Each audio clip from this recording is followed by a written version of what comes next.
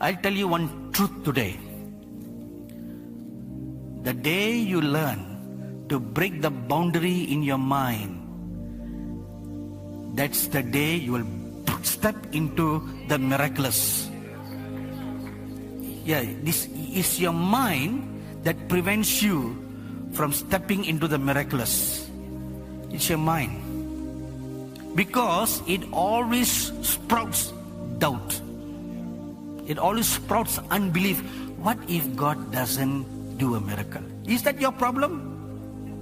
Is that your problem?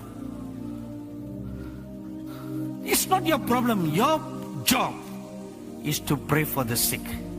It's God's job to heal the sick. So why are you worried about His job? Tell me.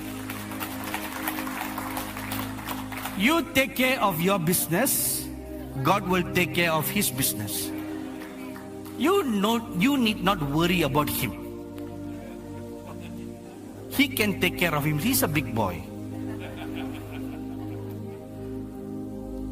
So when the school of evangelism is conducted here, you step out into the highways and byways and you tell the people, I'm going to pray for you. Don't preach Christ first. Just tell them, is there any need that I can pray for you? And when God performs a miracle, then you tell them who did that miracle. I once was meeting with my secretary. This happened 40 years ago at KFC. Do you have KFC in Moree? You don't have. You are in a forest. Yeah? KFC? Here in Moree Falls?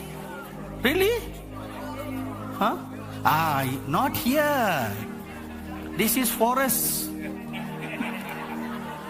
This is a forest where prophetic people live. Either in the desert in California, Lancaster, or in the forest here. Okay, so I met with my secretary and we were going through works, and she was explaining to me all the works that she had done. And then we were eating, and while we were eating, I noticed a woman with two big bags in her hands walk into the restaurant. And she stood for a moment at the door and she looked at my direction, and then she came and sat right across our table. And we went on discussing, and to prove a point or to mention a point, I took out my Bible and showed my secretary a scripture. As soon as I did that, that lady came over to our table and asked me a question. Are you having a Bible study? Can I join you all? So I said, I'm not having a Bible study now, but I'll be happy to answer whatever questions you have after we are through. She said, all right, please enjoy your meal. So she ordered her set of meal and she was eating and we were eating. When we were done, I invited her, please come and join us. I asked her, how can I help you? So she stood up, opened her handbag, and she took out 3 booklets. One was a book on Hinduism, one was a book on Islam, and one was a book on Buddhism. And this woman is an Indian woman from the northern part of India, where there are people called Sikhs. Have you seen Indian men with turbans on their head? She comes from that state. So they are called Punjabis. Say everybody? Very good. You qualified to become missionaries to India. So she said, I'm a Punjabi, but I want to know the truth. So I'm reading all these books. When I entered into the restaurant, when I looked at you, I saw a glow of light all over you.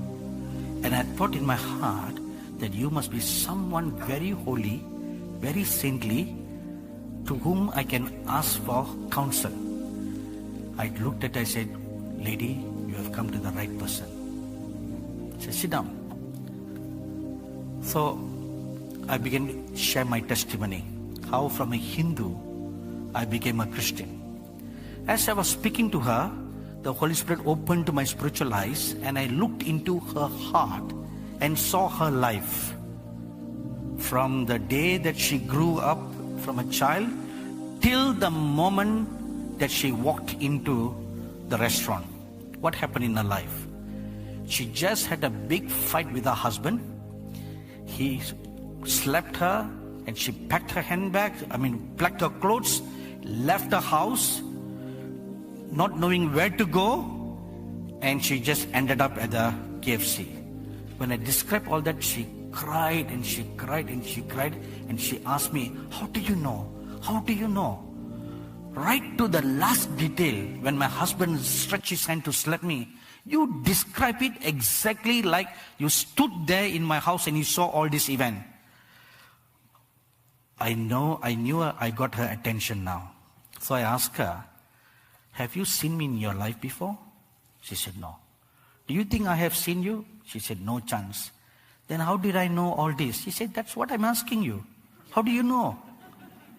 I said, there is a God called Jesus Christ. He knows all about your life. And I explained to her about the Lord Jesus Christ. And right there in KFC, she accepted Jesus Christ as a Savior. Not in a church, right there, in the highways and in the byways. She accepted the Lord Jesus Christ as a Savior. So you need the gifts of the Holy Spirit. Not just the preaching of the word, but the accompanying signs and wonders and miracles. When you step out by faith, when you stretch your hand by faith, miracles will take place. Amen. All you have to do is one thing. Crucify this dumb brain. Crucify it. Refuse to entertain any unbelief. Just say in your heart, Lord, I'm going to obey your word. I'm going to lay hands on the sick and pray for them. And it's your job to heal the sick. Amen. Amen. One of your